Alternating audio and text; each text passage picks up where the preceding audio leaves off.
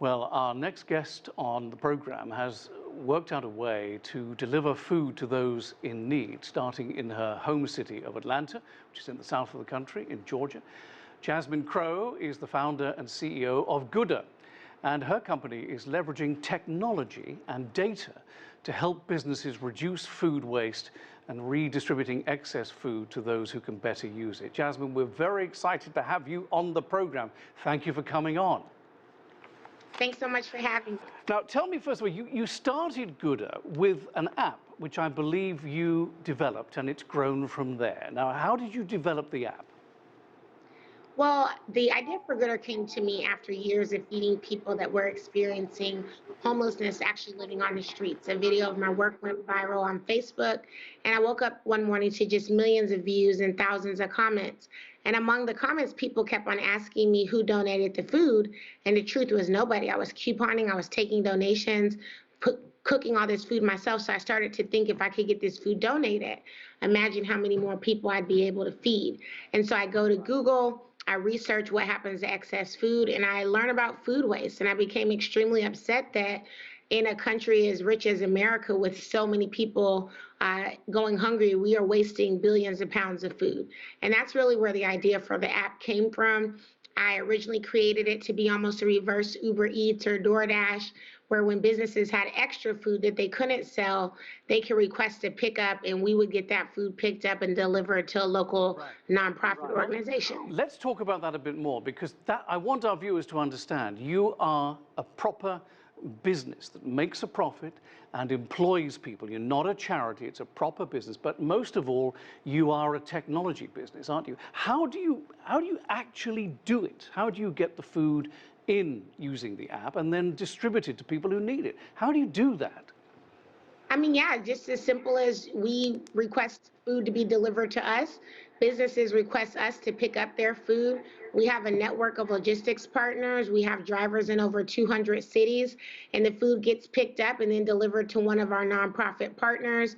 The nonprofit signs for it almost like they would a package, and a record of everything that they received, plus pictures, all lands in our customers' portals so that they can measure what they're donating, their tax savings, also that they can measure their sustainable footprint, because many of our business partners are actually trying to reduce waste. Yes. Now, doesn't that require, therefore, a huge number of staff and therefore make it very expensive for you to operate?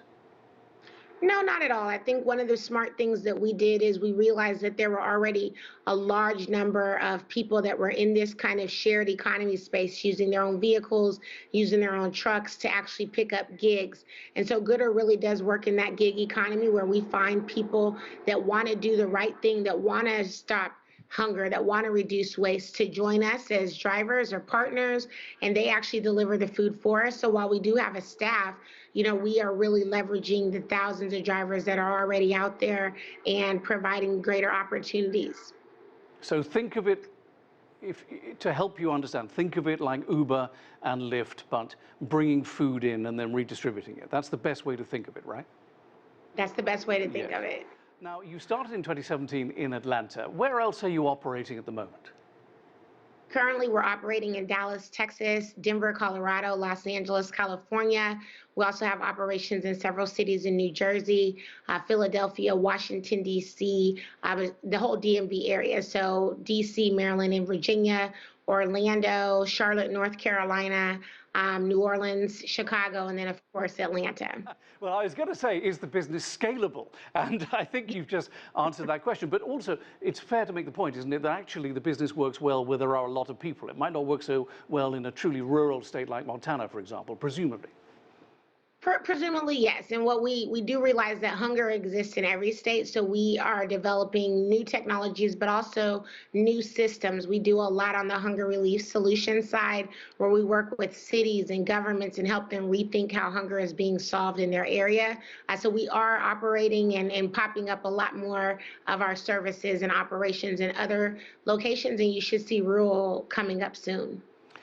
Now, since the holiday season is upon us now, many restaurants, as you know, are struggling because of the issue of COVID-19 and the Omicron variant and all of that kind of stuff.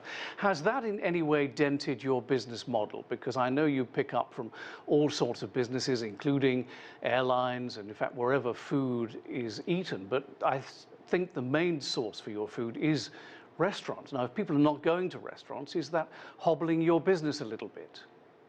And the main source for Goodr is not actually restaurants. We really work with large scale business venues, so airports, convention centers, colleges and universities, stadiums and arenas. We believe the more food in one location, the better, so that we could get it to the masses and feed more people. So our business, thankfully right now has not been too affected because we're not going, door to door to mom and pop restaurants. We service a lot of restaurants, but they're usually all huddled in one location. For example, like an airport, who I can tell you right now, travel is up. People are traveling like never before. And, of course, we do have the variant that's there, but there's still a lot of food that's going to waste and being prepared in a lot of these big event locations. So I don't mean to be facetious in any way, but do you think that this is something that could actually go a long way to solving the hunger crisis in America, bearing in mind that you're a profitable business, not a charity thing? This is an actual business. Do you think others might take this on? Yeah, and I absolutely do, and I hope so. And I think, charitable businesses definitely, they exist and they have existed for well over 50 years since the first food bank was established. But the numbers of people experiencing hunger continue to rise. So I think anyone that is really concerned about solving hunger will welcome new solutions such as Goodr to be part of the fight. It's going to take more than just charities to do this. If charities alone could have solved hunger, I think they would have solved hunger many years ago. Yes. Well, we think it's very interesting because you make a profit and you employ people, and it's not just a charity thing. That's what's so different about you and why we're very happy to have had you on. Jasmine, thank you very much. Thank you. Thank you. Thank you. Jasmine Crowe there. Now, heading to